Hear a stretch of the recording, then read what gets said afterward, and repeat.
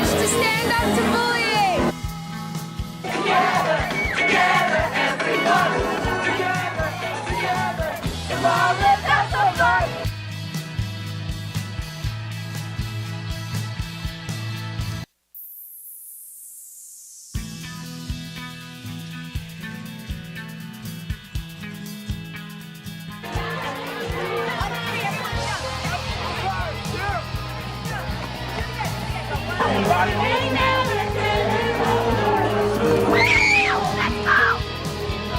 I pledge to stand up against bullying. I pledge to stand up against bullying. I pledge to stand up to bullying.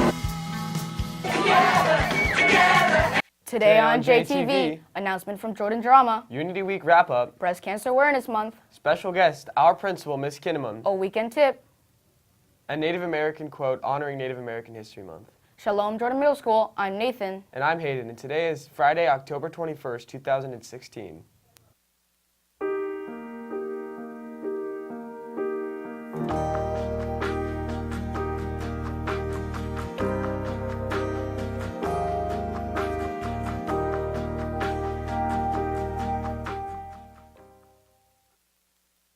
First up on the news today, we hope that you were all able to participate in Unity Week.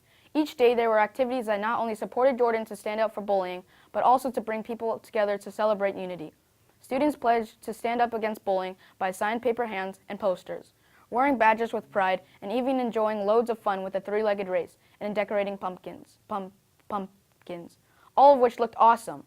In advisory, there were supportive conversations about what it is like to be a bystander and upstander to support each other. We know that all of us learned a few new things and will continue to support each other to make Jordan a school committed to Jordan Rocks. And although Unity Week is ending, please keep up all of your positive attitudes and inclusive personalities. I, for one, look forward to more events at Jordan. And in support of fighting breast cancer, you will see lots of people wearing pink, especially in sports. Next, we are very excited to have our new principal live with us today, interviewed by Beck. Take it away, Beck. Hayden and Nathan. I'm so pleased to be here today with our special guest. Good morning, Jordan Jaguars. I'm your principal, Miss Kiinemon. Thank you so much for being here today and joining us on JTV. We have a few questions for you. First, how was the transition to Jordan from your old school? Well, I love being at Jordan because at my old school, we had kindergartners through 6th grade, and some of those kindergartners could really cry and throw tantrums, and I had to tie a lot of shoes. I haven't had to tie any shoes since I got here to Jordan. I love being with 6th, 7th, and 8th graders because you guys are funny, and a lot of you also get my jokes. What is your philosophy about teaching? My philosophy about teaching is that teachers are really partners with the students. It's less about teachers telling students everything they need to know, but it's more about teachers and students partnering together to be kind of on a journey for knowledge.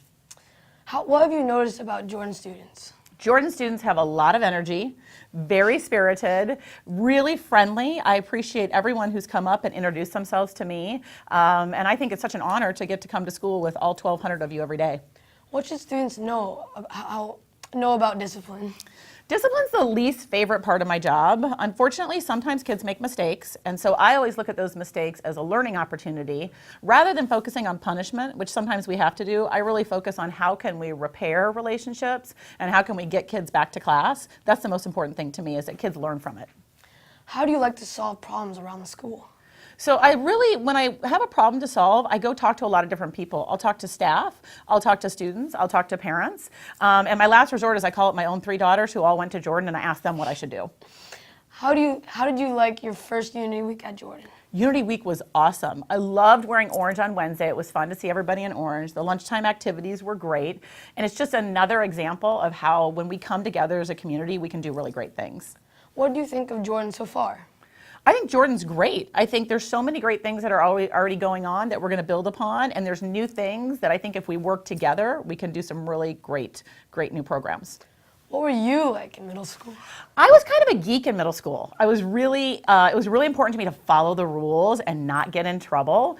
And I was one of those kids who really was focused on making sure I did all my homework and get everything, get 100% on the test. We hear you're a big Duck supporter. Who do you think is going to win in college football? I am a huge college football fan. So I'm always rooting for Stanford because my husband and I went to Stanford. They're having a little bit of a struggle this year, but I'm a true believer.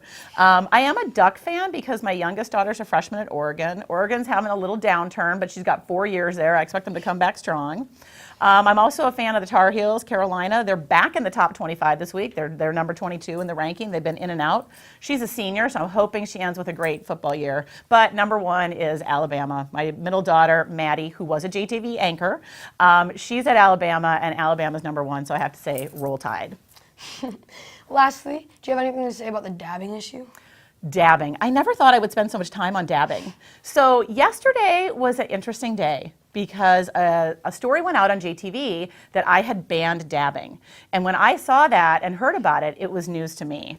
There was a fake email sent. Somebody had actually created a fake email account in my name and sent an email saying that I had banned dabbing. And so, to tell you the truth, I was kind of hurt. I was hurt that somebody would try and impersonate me.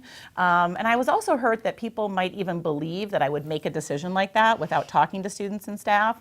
I actually think dabbing's pretty cool if we're talking about the dance move. So I've actually been working on my dance move. Should we dab?